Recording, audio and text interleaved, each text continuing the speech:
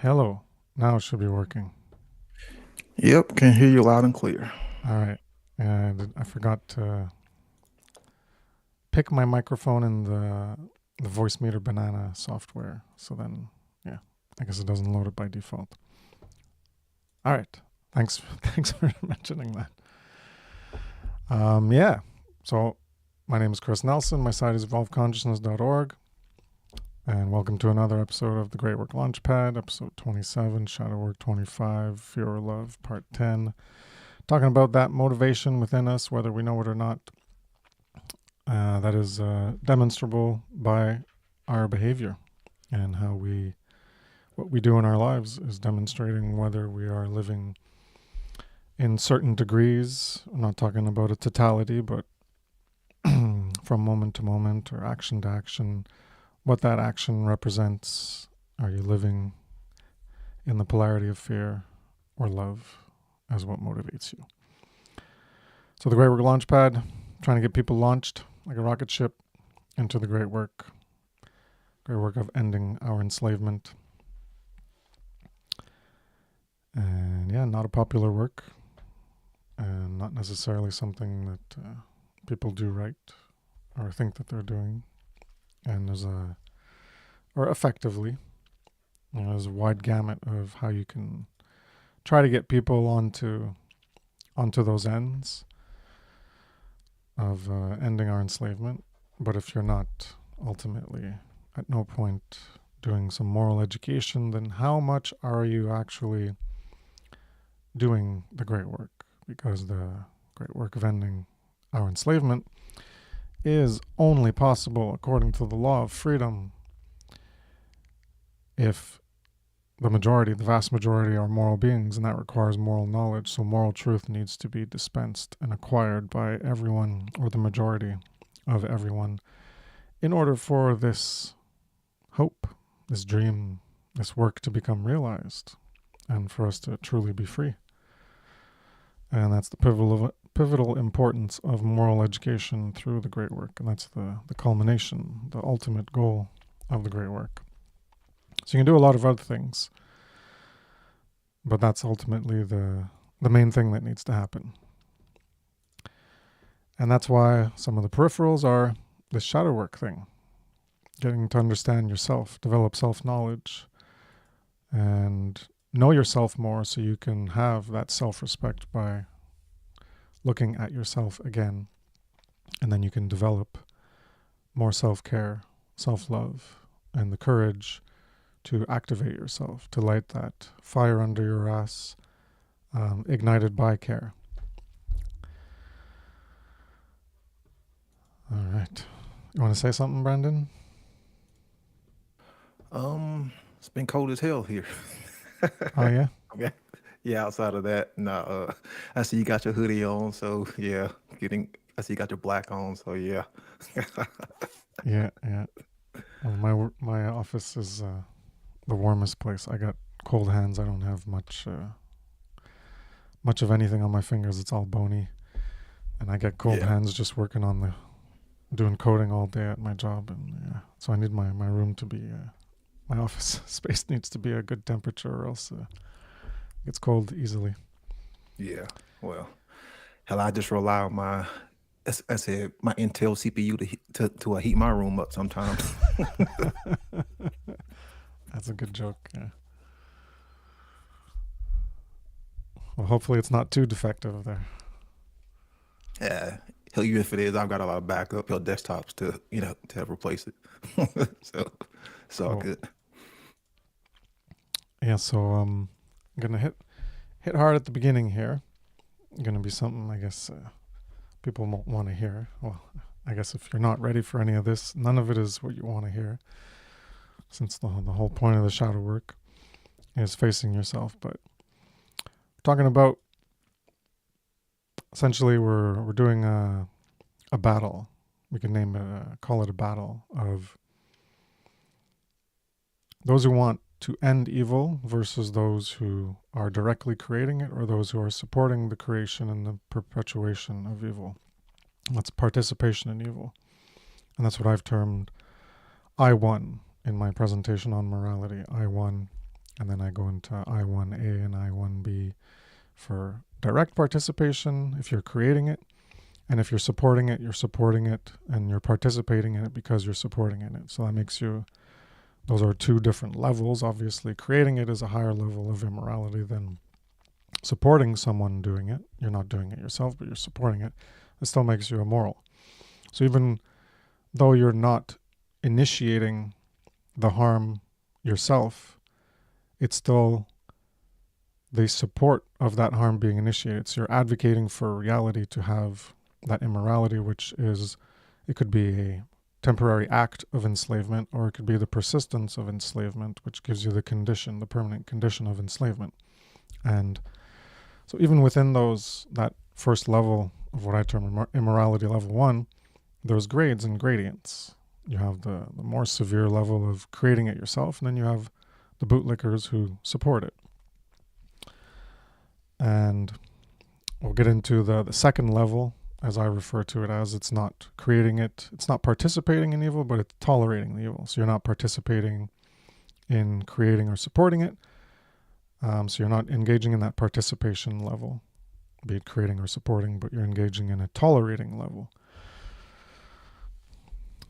And so we're in this like battle, right? A war, an info war, as people have called it, a spiritual war. The information of who can put out the most information regarding deceptions and manipulating people and getting them to buy the con, buy good is bad, buy that evil is good, buy that right is wrong, buy into wrong being right, the inversion, the Satanism, the egotism. And on the other side, you have people who are on the side of truth, the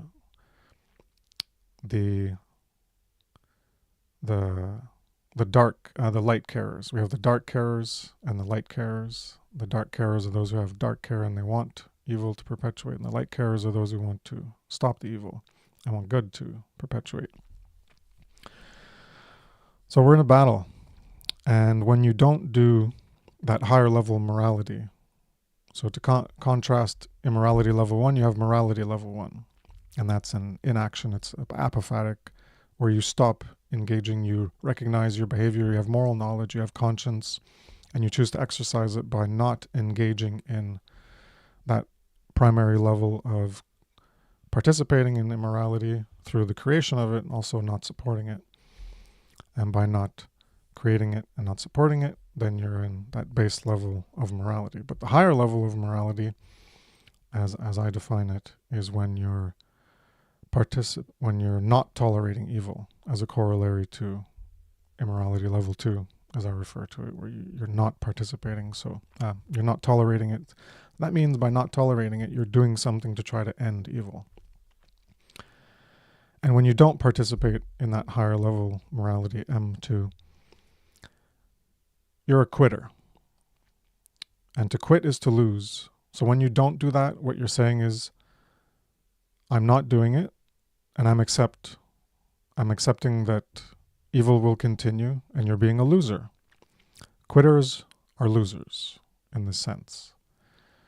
So when you're quitting that call, that clarion call to join in the effort to put out, as a light carer, that effort of truth to propel goodness, rightness, morality, and reach true freedom. Well, if you're not engaging in that, and if you started and you quit and you just give up, either way, you're being a loser. Because if you play a game and you quit, you lose the game.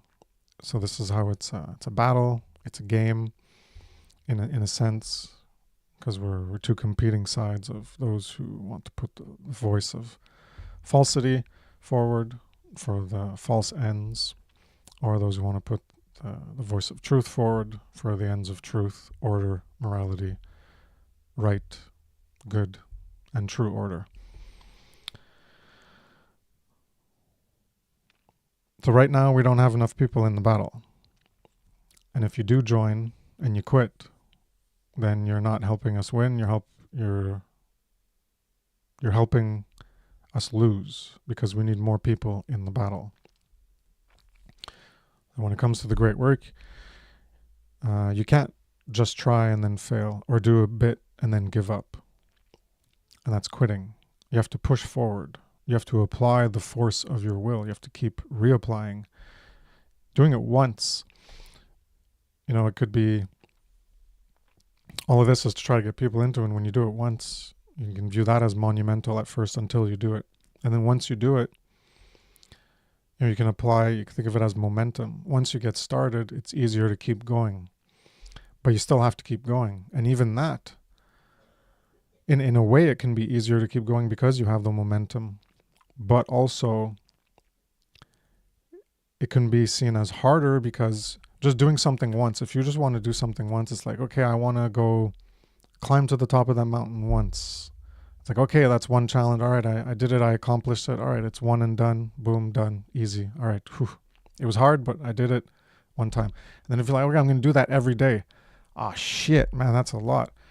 And then you're like, well, I don't want to do that every day. That was just like a one-time challenge. Well, the great work can't be done like that. It's not a one-time challenge. It's a thing that you have to continuously reapply your will. So that momentum aspect, once you get started, it can help you keep going, but you still have to reapply your will and keep doing this thing that you probably don't want to do. I don't think any of us really want to do it. We do it because we want the result, and we also want to be more moral. So anyone can do this.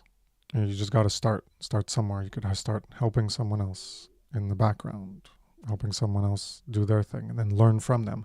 And that's a good thing about mentorship. That's how a lot of apprentices learn a craft, is by getting engaged with someone who's already doing it. And that's how you learn in everything. You can learn how to program in school, but until you get into the workforce, and you're not going to know much. And you learn a lot by being around people who are smarter than you, who can teach you things. So that's one way people can learn, is go be an apprentice to someone else, give of your time, not to create your own effort at first, but help them in their effort, and you can learn the ropes. So telling yourself that you can't do it, though, so that you stop trying or don't even start, well, that's a bullshit lie that you tell yourself, just so that you don't have to start, or just so that you don't have to keep doing it. So is that true what you say to yourself? You say, oh, it's too hard, I can't do it, I can't start it, I'm not ready. Well, like I said, there's other things you can do. Go be an apprentice and gain the skills to be ready, because we do need more people doing this. And if that doesn't happen, well, it's never going to happen. The goal is never going to happen, because it's all about the aggregate. It's all about, I call it the principle of quantity, or the principle of the majority. That's why everything in the world works. Whatever the majority do, or whatever the majority allow, is what happens. That's how everything works. So whether it's for good or for wrong, for moral or immoral, for good or for evil, take your pick, anything. If anyone allows it, if a bunch of people want it to be that way and everyone else allows it, well, it's going to be that way. And that's the world we have with authority, because people allow the system of authority, and that's the world we live in, is a system of authority where people get to say, you're allowed to do this and you're not allowed to do that. And if you dare do this, and if you don't do that, well, I'm going to punish you. I'm going to harm you. And that's the threat of violence. And that's the coercion and the perpetual duress that we're under. And so we are not free, because we are under perpetual duress and coercion, that threat of greater violence if we don't comply. So people say they want something, but they have to look at where they are and what they need to get what they want. And I've gone into this before. You got true freedom you want. The requirements for true freedom are to do the great work. So then you have requirements to be able to train yourself to do the great work and get to the point where you can actually do it. So that's what's holding people back, and because they believe false things about themselves. And that's all of humanity holding itself back from being free. Because that's why earlier in Passio's work, it was all about the mind control and like I guess there was the symbols and the Freemasonry and all that stuff, and it was all like all external. And then he started to turn it around, and it was like, that's about you. We're doing this to ourselves. Like those fake Illuminati, the dark Illuminati, the elite and the rulers, and they're so much fewer compared to the vast majority of everyone else. And everyone is just accepting that way of life, and that's why it continues. That's the principle of quantity or majority. And so humanity is actually holding itself back. Everyone is holding themselves back because of their ignorance, because of their cowardice, because we won't unify in that moral truth at a first level internally. And then when we're all connected to truth, then we can unify our behavior and act to end it and create the world that we want to create. So we've created a torture chamber for ourselves, and the solution is to get out of it. The solution to get out of it is the responsibility of shadow work that each individual has to take upon themselves, and no one can do it for you. And that's the first level great work, is the inner work you have to do on yourself, and until you do that, you can't do the outer work. And well, that's why it's episode 25 of shadow work, because this is what we're trying to get people to do the work on themselves, to stop lying to themselves, stop dreaming, learn how to think, and activate themselves to that higher level of agape love, of care. You want to add something to that? Sure. Because you mentioned a very important point when you started off is, this isn't one of those things where you just dip your toes in it and you get wet.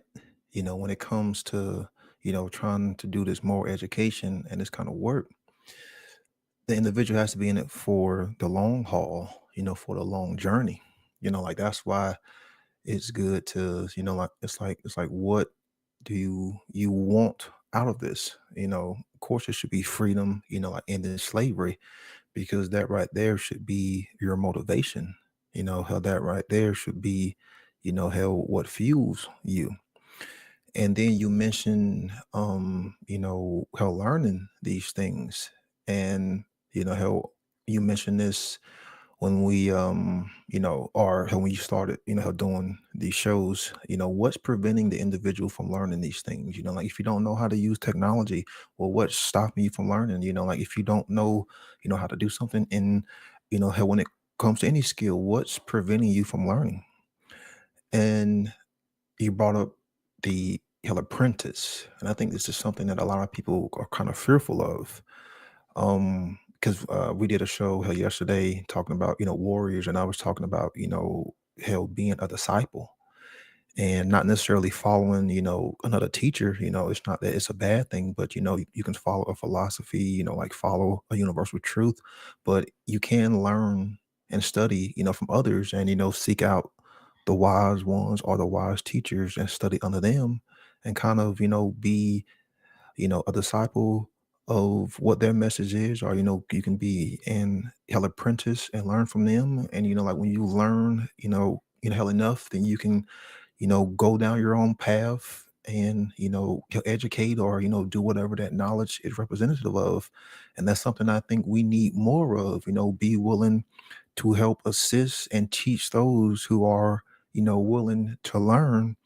And that's one thing that I do admire about a lot of the individuals who are on the network. And that's what most people haven't realized, is if you reach out to a lot of people who are on the network, a lot of them are very open to assist and to help. And there are a lot of individuals who are extremely talented, in many areas, and they will be willing to give out some knowledge or inspiration that can help you in whatever means you want to learn. And it's okay to ask someone for help, and and admit that you don't know these things, because that way you can start that process of actually knowing, then actually seek out the ones who you can actually learn from. So what's stopping you from learning these things that is preventing you from getting involved in this work? Because you know, uh, it's so easy to just make excuses, but when you actually start to problem solve and start to jot things down and actually get to the crux of the problem on why you aren't getting, hell involved, a lot of the times it's just either people just scared or they simply just don't know, you know. But there are ways for you to alleviate that. And that is the reason why this shadow work, going within the self and understanding who you are is essential to what we are trying to do. Is because if you're in it for the long haul, you have to continue the inner journey and process within yourself, because there are a lot of things that are going to come up, a lot of bullshit, a lot of stuff, in your real life. There's just a lot of things that are going to come, when you're telling people what they don't want to hear. So you have to be able to endure that. You have to be able to, bounce back and, be elastic and rebound. Like it's like you can't be fragile and just break.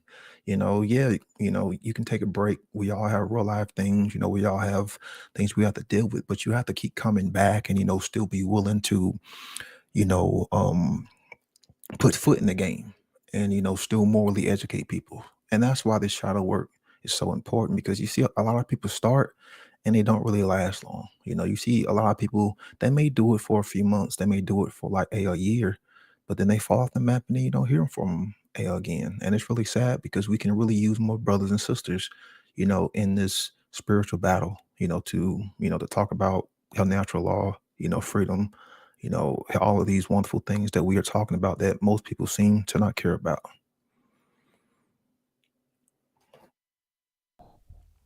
Yeah, we'll get more into those. What's holding you back? What's preventing you? What's stopping you? That'll be more to come on that. Um, well, those are all fears that are holding people back, or laziness, which is that Yep. involutionary force. If you don't care enough, apathy, involutionary force, ultimately in the fear.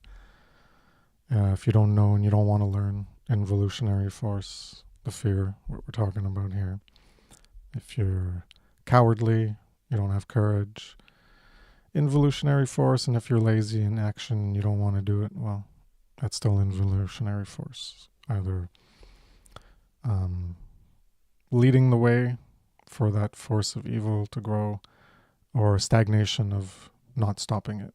Hence, that higher level morality of working to stop it. Because if you're not doing that, then you're in that involutionary force, because you're stagnating in the face of having to do something. So you're just not doing anything to stand in the way of evil. And for some people, they just don't get it. How that's like you're not doing. It's a right that you have to do anything that doesn't initiate harm. And that's what I went into in my morality presentation. It's you have the right to do anything that doesn't initiate harm. So you have the right to not do the great work. But it's not the right thing to do. It's the wrong thing to do, because you're just letting evil. And I'll talk about it more as we go. Hey Jerry, how's it going? Hey, pretty good. How are you guys doing? All right. Looks like things are heating up. I took my hoodie off. Brandon's taking his shirt off. It's heating up around here. And the Intel CPU I say it's heating up. Yeah. So you got any homework reports for us there, or are you still working on that? Well, I finished writing 8 paragraphs on another article about the only two ways humanity ever suffers, which is refusing to accept that which is true and believing that which isn't true. So that's done. Yeah, I mean, I may need to kind of polish that up, but it's definitely fun to do because just there's just a lot to say about it, but it's good. It's good to just do it. So Well, it'll help, like I said, it'll help refine the understanding for yourself as you, because it's something we talked about before. To really know something, teach it. Then you're going to realize, you're like, oh yeah, I didn't think of this, or then you're going to really understand it more because you're going to be teaching it. When you just hear it, you think like, oh yeah, I heard that, I know what he's talking about, I know it now, all right, I know it all.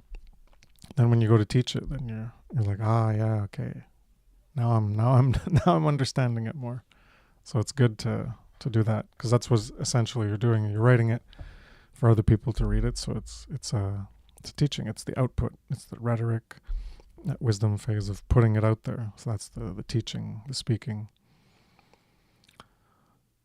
So I guess next time you'll have it worked out, good to go.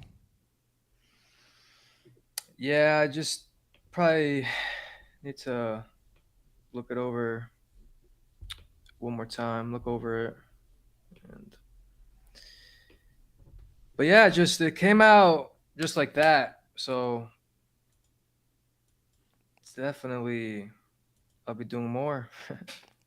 Cool. Yeah, that's how you do it, man. You just start, and you'll see. You'll be a regular Substack poster, or wherever you're going to post it there, and be writing articles all the time. And then, yeah, I think that's a good way to do it, because you have the time. It's like there's no pressure where you're on an audio or video, and you got to already have the knowledge. So it's for to start it out, to begin. I think writing is a good avenue, because it gives you the time to collect your thoughts and refine what you want to say and organize it well. Plus, it can also be a release. That's something that I learned for myself. Because I do like to dabble in some writing online, and I've noticed when I do, it's like a form, like, of it's like a release for me. It's like a form of venting. You can let how your thoughts just flow, and I find it to be like kind of calming now. It's something that I've like thought like, hey, like maybe I want to explore like deeper writing like in the future. So yeah. Mm-hmm.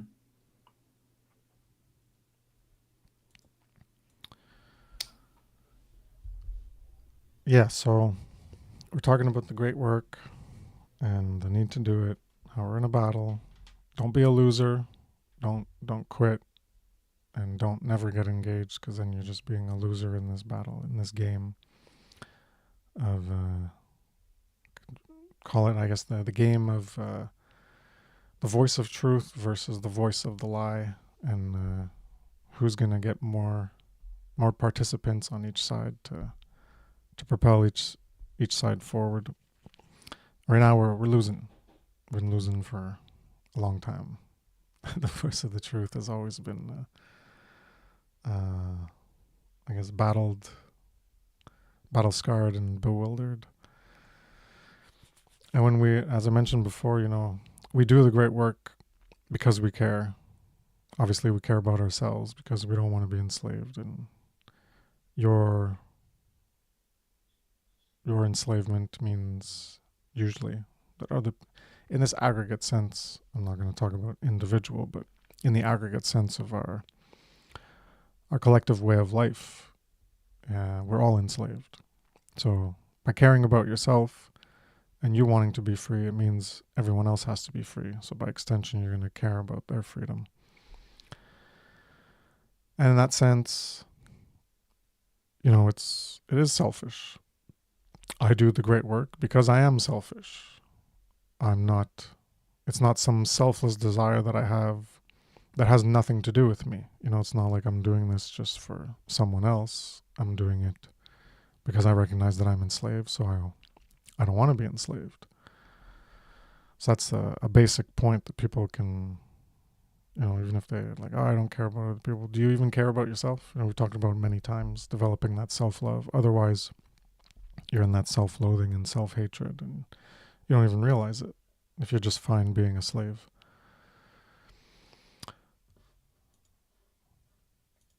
So though there's that selfish desire, it also aligns with the goal of creating true freedom.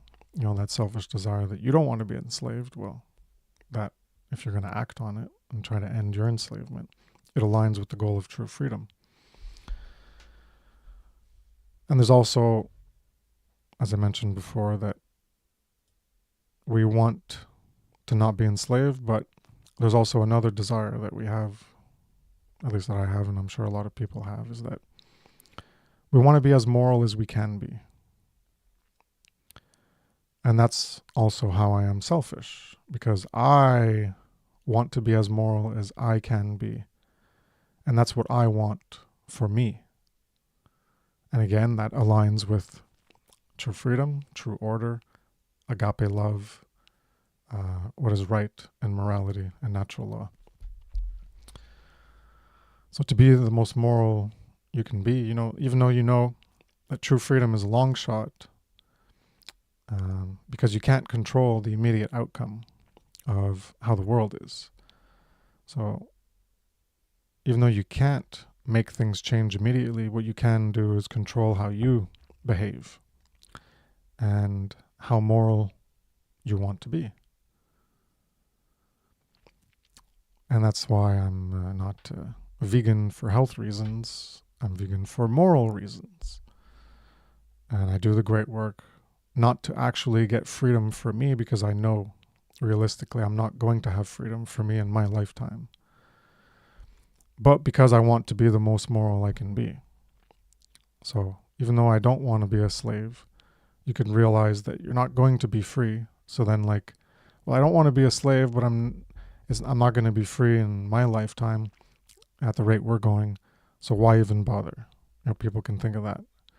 So if that's your false conclusion, because then if everyone does that, then obviously nothing will happen. But you have to get out of that mindset and get onto the battlefield, participate. And if other people think the same way and participate, then it could happen in our lifetimes. It's just at the rate it's going is not likely going to happen because of this mindset of people, they come across anyone's work, our work, Passio's work, and like, oh, that's the great work. That's how we're actually going to become free. Well, fuck that. I'm out. I'm going to go just live my selfish life. Because they're like, oh, well, it's not going to happen anyways, so why would I waste my time? And well, then you're already losing. You're already a quitter right there. You're already being a loser. So don't be a loser. But a deeper sense is, even if you won't have your freedom, so you won't get what you want, how moral do you want to be?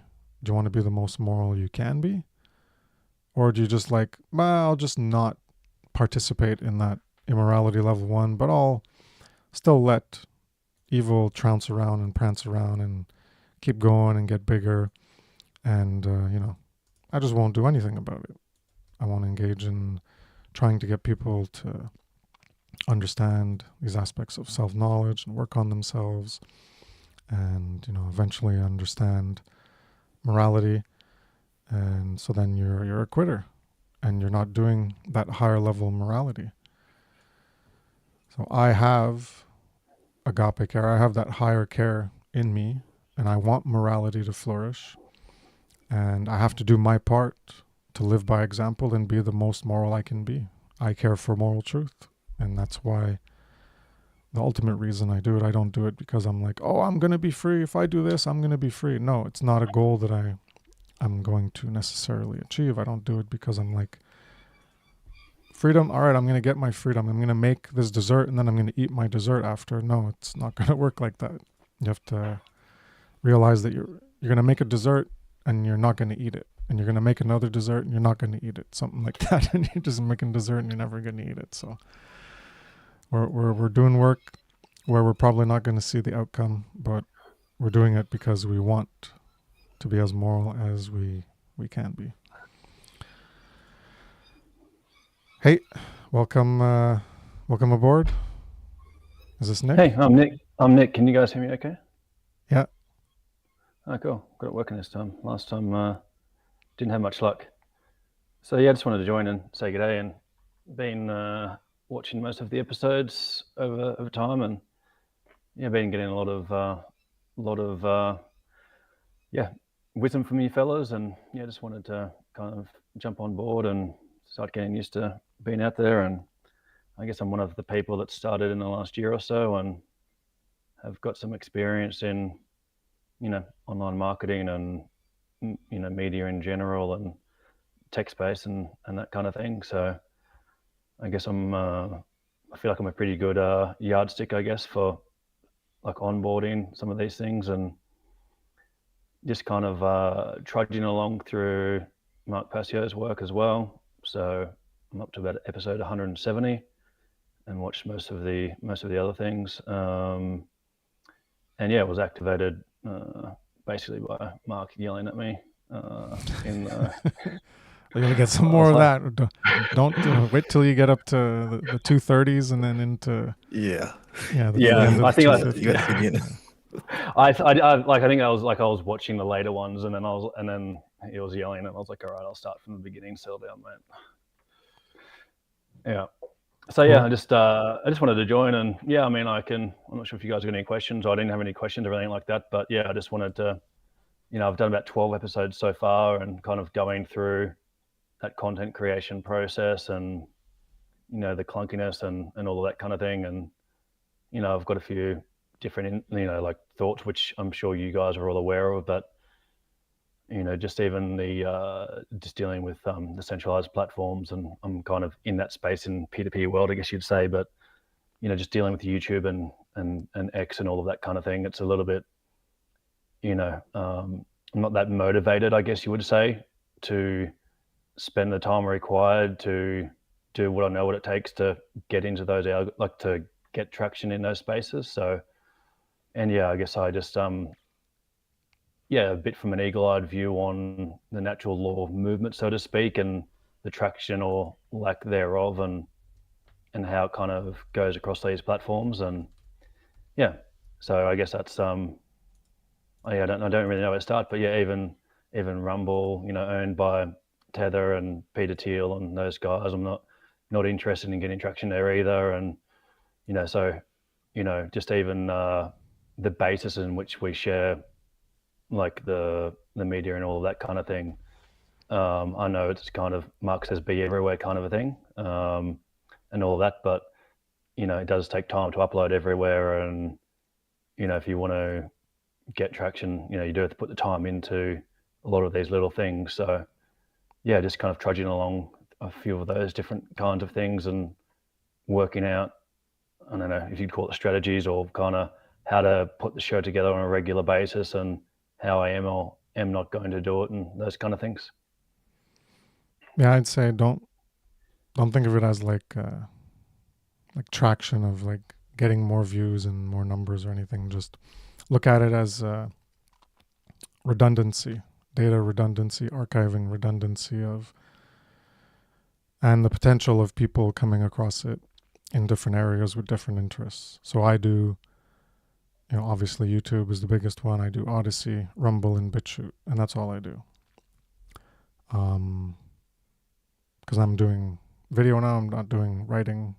So I could have done Minds in the past, and now there's Substack, but I don't know if I'll ever get back into the writing thing much. So just look at it as like you have content and you want to put it up, and to try to get it to more people potentially who can come across it in a search. You put it in more places, it's not a guarantee. And also that, if YouTube takes my stuff down, well then it's over here. And when I post it on my site, I have the 4 video links. So if everything goes away from YouTube and someone comes to my site, well, they'll still have the 3 other sites that they can watch it from. And like if, 3 of them go down, well, at least there's one, hopefully, that's still around that has my video to play. So I look at it as more as redundancy and not really to get traction. Like I've been on YouTube for a while, and I have like 3,700 or something so-called subscribers, and there's like 30 views on every single video. And there's like someone else who went to the One Great Network, and they have like 100 subscribers, and they got like 60 views when they make a video. So I think that's because I guess I'm like shit on in the algorithms because I did post some stuff on COVID. So they probably got some system that like downgrades whatever I do, and I guess it doesn't get seen. I don't know how to explain it, but yeah, I think if you start a new account, you probably have the potential to get more views as opposed to if your account has been blacklisted or whatever. I don't know. These are just theories I have. It could be all bullshit what I'm talking about. And it's just because people are not interested in my videos, which totally could be the case. I don't know. But yeah, that would be my advice. Do like the ones that are popular. You got BitChutes, the alternative. Odyssey tried to come up, and there's like Rumble.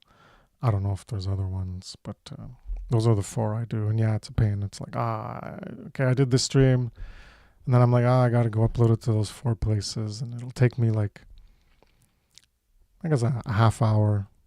Like, okay, this one's done, upload the other one, copy everything. Oh, this one's done, okay, upload the other one. It takes me a half hour.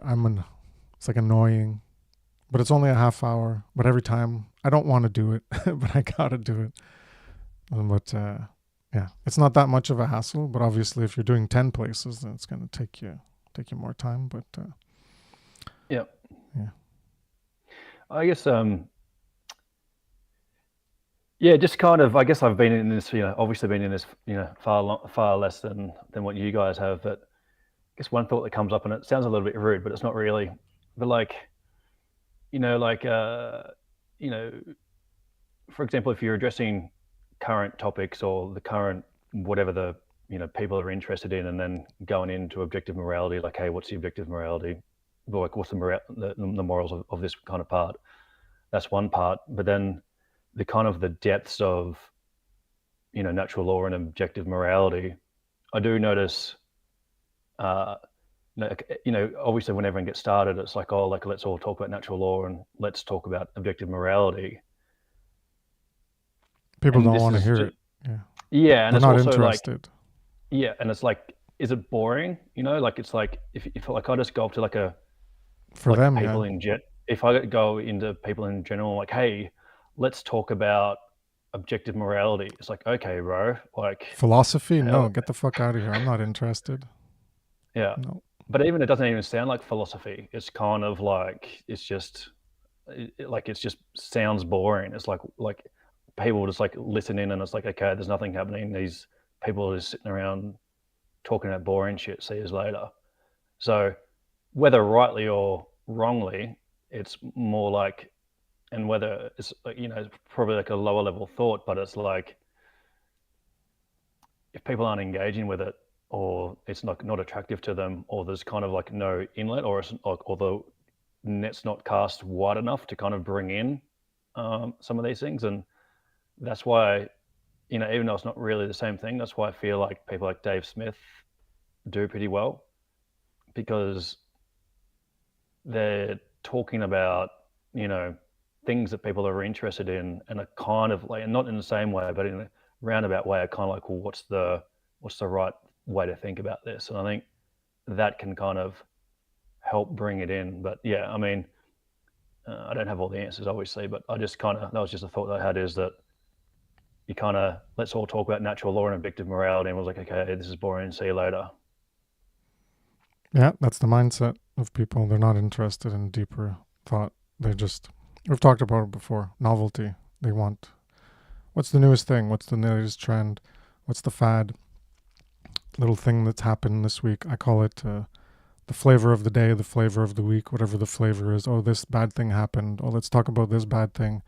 And then the next bad thing that happens. Oh, this person, this government, this happened here, this bad thing. And it's just talking about the bad things. That's most of the alternative movement. It's just going from one thing to the next. Oh, look here, let's talk about the effects here. The effects, that's what people are interested in, because it's novelty, it's new things, it's new information, and it keeps their attention for a short period, and then they want something else new.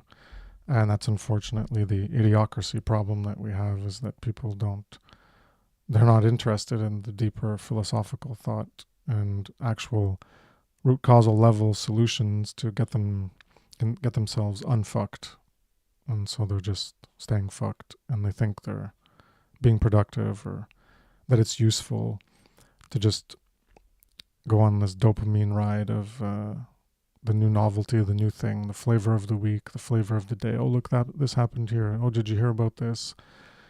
And they're going nowhere. They're going in circles. And they are their own worst enemy. This is what I've said since like 2014. I came up with this slogan that you insult, judge, and offend yourself by your own behavior. And that people are their own worst enemies in general. And that's a classic example. They're not interested in things that can get themselves out of the problem that they might not even realize that they're in. And so it's that hamster wheel. They're just going around in circles, generation after generation. And things aren't changing in meaningful ways because they're not interested in truly deeply understanding the problem and the solution to the problem. But that doesn't mean I'm going to just start talking about news. I could. I've thought about it a lot of like, this happened and how it relates to morality. But I'm more of the trying to get these deep things explained. So if I was doing that, then I'd be talking a lot about the flavor of the week and tying it into morality. And sure, more people would be interested in. So there's that trade-off. But I'm trying to explain things at a deep level for more people to understand who are even doing this kind of work, because a lot of my work has gone deeper than a lot of the stuff that Passio talks about. So I try to take it to another level for, I guess, even the teachers to learn more of so they can have a more profound understanding. And that's what I like to do, is I like to go deeper into it and shine more light onto the subject or the understanding of a certain meaning of something, so that you can have a greater grasp, a greater profundity, a greater depth of understanding things. But yeah, definitely. Like Conrad does the news tied to natural law thing, and he gets, I know he gets a lot more views than me because it's more What's interesting. That channel? I'm not sure. I'm familiar with that one. What's Conrad his channel? Rogaz. He does truth, and This Week in Tyranny, or that's what it used to be called. Conrad Rogaz. You can find him on the One Great Work Network. I forget, it's Truth and Morality or something. Truth and Law. His YouTube channel. It's Conrad Rogaz, Truth and Law, I think. And yeah, so he does that. And I've thought about it for a while, but it's like, that's just not what I'm trying to do in my efforts. I'm trying to get that deeper understanding so that things can be really understood at a core level. And yeah, so be it. If not many people pay attention, oh well. Yeah, well, I mean, I certainly appreciate the longer form deep dives. Yeah, so I do like that. And, not to speak on behalf of other people, but, when you do flick people links, yeah, people have got to be committed, I guess. Like, Yep. when you sling someone an 8-hour link for a Patio presentation or something, and they're like, yeah, okay, bro. But yeah, I mean, I really enjoy those kind of things. So yeah. And one thing that I'll add to this is, yes, people may not be interested in morality. People may not be interested in philosophy. People may not be interested in, these topics of shadow work, but we still speak it to them. We still speak these messages of truth to them, even though they don't want to hear it. And that's the most important thing is, we are still going to present this message, even if nobody wants to hear it, because it's the right moral thing to do. And you never know, because I've had people, tell me like they're not interested in what I have to say. And then years later, they'll come back. And then it's like, oh, what was you saying, years ago? And I'm still open. Like, all right, here's some, here's some information, but it's up to you, how, like you said, if they are interested, they're not going to click on that link, but you can't make someone click on it. They have to develop that care, that will, and that desire, and develop that burning fire within themselves to actually want to actually click on that link, to actually want to learn, and to actually care enough about themselves, to actually want to grow and learn. Right, I totally agree. And I mean, you could argue even that people do want to hear it. Maybe it's just the way they don't know that they do, or maybe it's the way it's presented. But on a deeper level, the energy exchange or whatever is, trying to get the divine to the right places, or however you want to frame it. Yeah. But yeah, I mean, people will certainly light up some joints and pass out, watching Gaia TV and Ancient Aliens and that kind of stuff. So it's not like it's not, and then call themselves truth seekers. So it's they're seeking something. Yeah, they just don't know that they're not getting the quality stuff. And this stuff, it's like deeper thinking. You can just go through stuff like Passio stuff, but there's a difference between just listening to it, and then really thinking about it, trying to understand it, and like try to take it apart and see, like, is this really true? How is it true? How is it false? What else can you find that can support it more? That's really the deeper thinking that people don't do. They just want to be passive receivers. They want to be spectators. They want to take the input, and that's it. And then in the second part of the trivium, that knowledge input. And then there's the processing. So a lot of people won't even do the processing of trying to go into things more. And then there's certainly the last part, which is the output, the wisdom. There's even less people doing that, because that's when you're putting it back out. And that requires that processing, that requires that thinking, requires applying your conscious capacities of thinking and thought, analyzing things and trying to order the information in a way that makes more sense.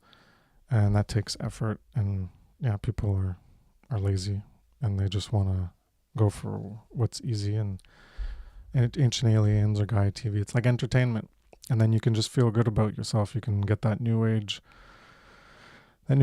positivity mask, rosy-colored glasses, and make you feel good about how you're going to ascend to the fifth dimension, and there's going to be this whatever earth split nonsense and all this other stuff. And I'm sure there's good information in there, but a lot of it's wrapped with just feel good stuff to make you just feel good, and that's why you want it, and that's why you like it, and that's why you want more of it, because it makes you feel good. And what we're talking about doesn't necessarily make you feel good. Unless you care for truth, then you're going to feel good about, wow, that's true. Now I've acquired it. Now I understand more. And then you're going to feel good about it. That's when you have that deeper care for truth, and you love truth, and you appreciate it. And it might hurt. The truth might hurt, because you're not measuring up to it. You're not living up to it. You're not measured at that same level as where you could be. And people don't want to face that aspect of themselves. They don't want to face that darkness of their current state of being, and then the potential that they can reach and become better. So they just want to stay where they're at. They don't want to expend that effort to work on themselves. Hence the shadow work. So yeah, it's stuff balance. People need to care more. That's what it comes down to. We're talking about fear, love, and that's what the motivations within you are. How much are you going into that aspect of understanding yourself more, these aspects of ourselves, what motivates us, and understanding how certain behaviors feeds into certain things, like agape love, the evolutionary force, versus fear, the involutionary force. If you're not doing the great work, well, you're not serving that love, truth, morality, right, good as much as you can. You might not be doing that primary level of immorality, as I've been talking about. So you might be that morality level 1. You're not participating or supporting in it. But you're not being as loving, moral, right, and good as you can be. Because everyone can do this one type of work. pretty much everyone on the planet can do the one great work. Everyone can do it, and it's one type of work ultimately, because it's all about moral education. And everyone can do it. Everyone can learn. Everyone can receive moral truth, acquire it, and take the time to understand it well, and then be able to output it so that more people can potentially come across whatever hard media they're going to put out that can be accessible, not just talking to someone on the street or making Facebook posts. That's not what's going to be accessible by more people. So influencing others to engage in that moral self-actualization. That's what we're trying to do. We self-actualize in morality. We're trying to get other people to self-actualize in morality so that they can engage in the same process of doing that moral education to get more people to self-actualize, and then maybe get that dessert that we say we want to eat. So do you want to be a lower level good or a higher level good? The lower level good is just not doing that base immorality, not stealing all those property rights. So if you're not stealing those property rights, then most people are like, all right, I'm good. There you go. I've done my part and that's it. But that's not the higher level good. Do you want to be a lower level moral or a higher level moral? Because if you're not doing the great work, you're not serving love, truth, morality, right, good as much as you can. So that means you're not being as moral as you can be. So if you're being more moral, that means you have that M1 level and plus that M2. And if you're less moral, then you're just M1, which is not initiating harm. But if you're not initiating harm and you're doing the great work, then you're more moral than someone who's just not initiating harm.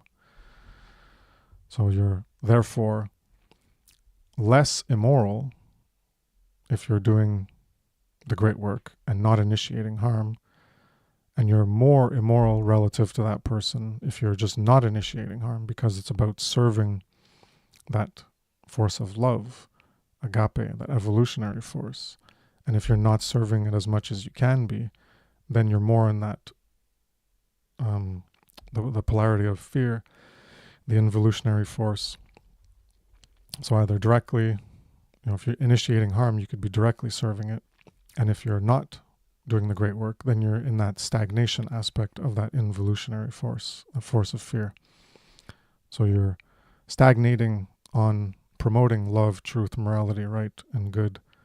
And so by your stagnation in that, you're, in a sense, not directly, but you're allowing the fear, the falsity, the immorality, the wrong, and the evil to continue and to remain there, because you're not doing anything to try to get it out of the way.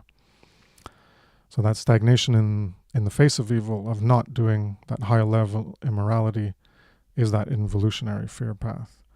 It's not the path of truth, of love, of good, of right, and of morality. And people just have a hard time understanding this. They don't understand how it's not the morality of initiating harm, but it is a type of immorality. That's why I've termed it such, but I differentiate. It's not the same as stealing from someone, clearly. That's an active behavior. But it's the passive behavior of choosing not to serve love, good, right, morality, truth in a way that you can, because you can. And you're choosing to turn away from that path. So it's being less moral. It's not that you're being immoral by stealing from someone, but it's because you're being less moral than that higher morality, it brings you more towards the immoral side, not the immoral side of creating evil and participating in evil.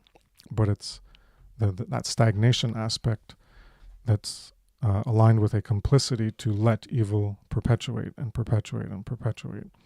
So it's not going to do anything about it. That's just sitting back, do nothing, let the world be led into evil.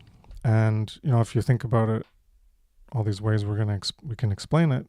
You just sit back, do nothing, let the world be led into evil, into more evil, and just let it continue. Is that truly being good?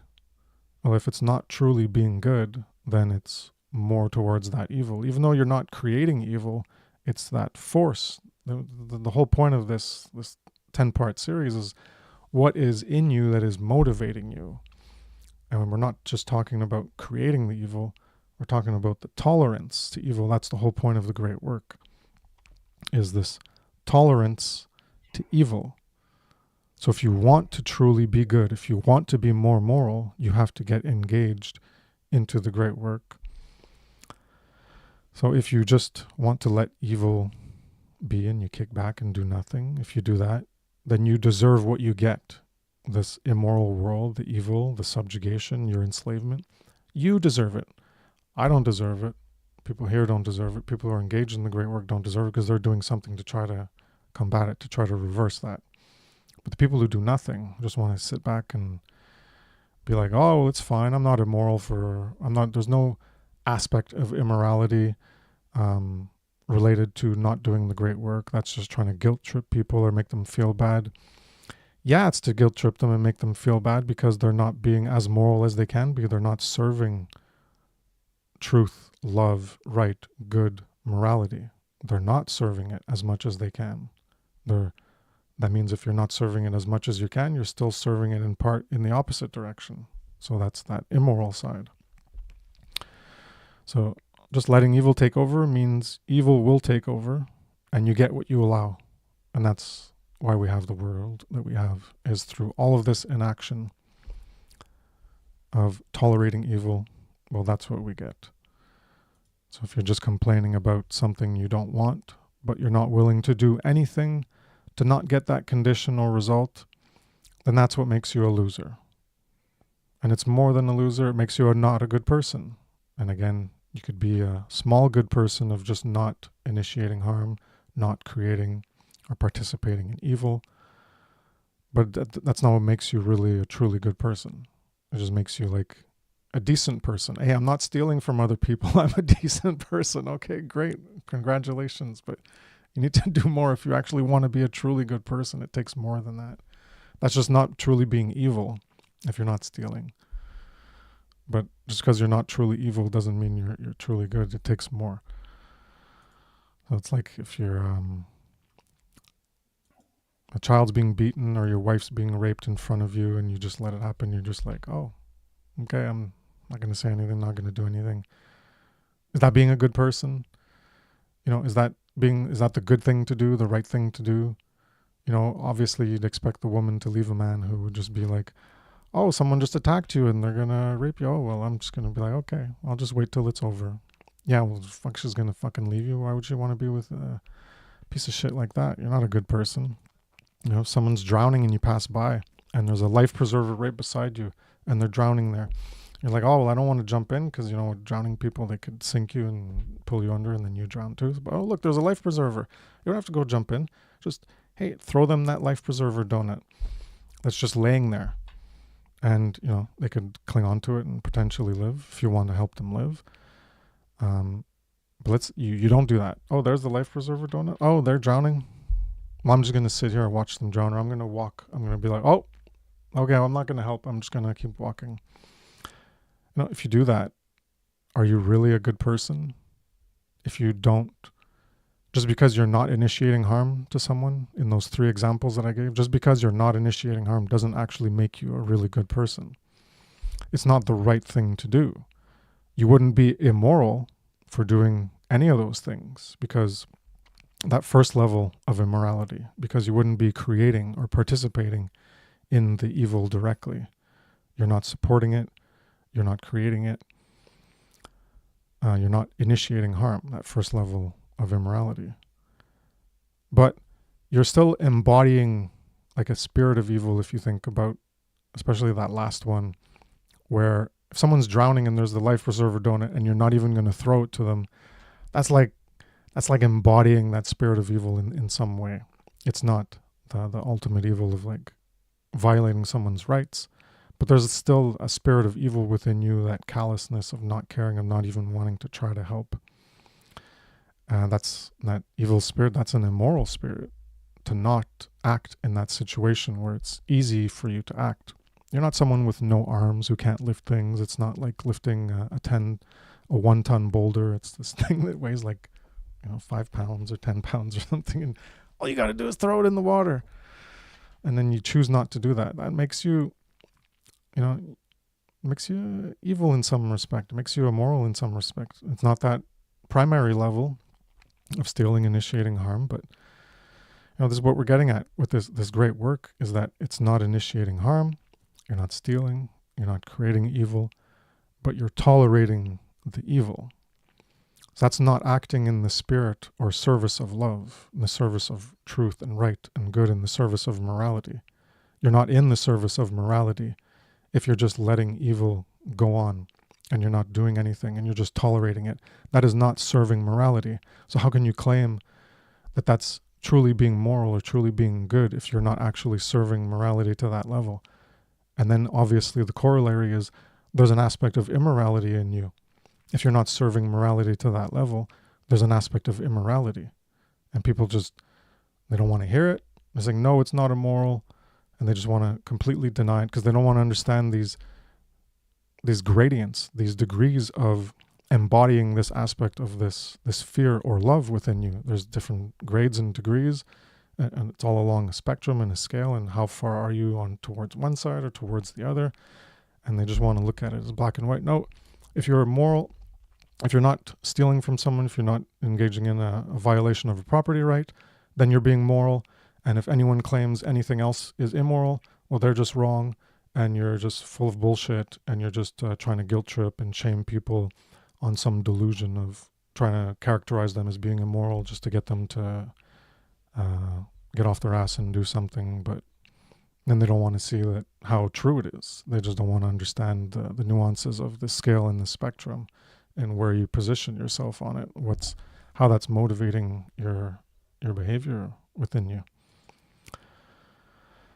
And yeah, if you think doing these things and not doing the great work, not helping, if you think that's actually being in the spirit of love, truth, right, good, and morality, then I think you do have brain damage that is preventing you from being able to reason properly, to even be able to engage in the reasoning capacity to understand the scale, the spectrum, and how if you're not serving truth, right, good, morality, natural law to that level that you can be, where you're not tolerating the opposite spectrum of that fear, that falsity, that immorality, that evil, because you're stagnating on allowing it and you're not serving the opposite end, then you're in some way you're embodying that spirit of immorality or of evil. Not in a severe way. You're not being that higher level, more primary level of immorality, but you're being immorality in one way. Because the only way true freedom is restored and slavery is abolished is by the aggregate being moral, which means they have discovered moral truth and they live by it. And that requires them getting moral truth. So if people aren't doing the great work, and that's the goal of the great work, is getting people to have moral truth and live it, accepting evil is not good or right. If you're just going to tolerate it and you're not going to engage in the great work, then you're just accepting the evil because you're not doing anything to try to combat it. That's not good or right. And you have the right to do that. You have the right to not initiate harm. Those things are not initiating harm. But that doesn't mean you're truly doing the right thing or truly being good by just not initiating harm and not doing a moral wrong. That's stagnating your own will to let the involutionary force of evil continue to be. And that's being an involutionary will yourself, serving the force of fear and not serving the force of love. So, anyone wants to comment on that? We'll wrap it up and call it an end to the episode there. When you said I want to be the most moral as I can be, I'm glad I'm not the only one, because that's something that, like I've always, wanted to, strive for, like how can I be as moral as I can be, and, as the world gets more chaotic and more evil, then I'm asking myself the question, like how can I become more, how can I understand this stuff more? But yeah, I mean, hell, Chris, that was it was almost like a speech, but yeah, man, you just always have such a talented way of, vocalizing this stuff that most people, like how you have a gift of just breaking things down and putting it in such a way, uh, like a logical way that most people can understand it. But yeah, morality, folks. I mean, like, how many times do we have to keep saying that? And you know, yeah, we probably won't see freedom in our lifetime, but that doesn't mean we just sit back and sit on our asses and do nothing and be cowards and be losers. The more people who are talking about this stuff, then the more this information is going to be flowing out there, then the higher probability that other individuals can find this information. If no one is out there talking about morality, if no one is out there talking about freedom and shadow work, then what are the chances of other individuals coming across this knowledge? It's going to be extremely, extremely low. So we need more numbers out there. We need more individuals who are willing to, jump on board and make these, sacrifices, because the more that are speaking this message, then the higher probability that others can find this message. It's no guarantee, but it's a higher chance that others can find this work. Yeah, and I guess I'll just say my last little piece. Yeah, just again, just want to send my appreciation to you guys because it's really deep work, and I guess one, it was quite a lot in there, but I guess one comment would be that one common thing that I see is I guess people unaware that they're allowing that slavery to happen, and on some level that they think that they're more awake than what they are. So, and they give their power away because they're not uh, they're integrated or you know acting as more aware. So they understand like what the elite are doing, or some interdimensional force, or some being, or whatever it is. There's some kind of you know you don't like they're more aware of the deeper layers, and that just by being aware of some of those things, like that's enough or something. So that was one point.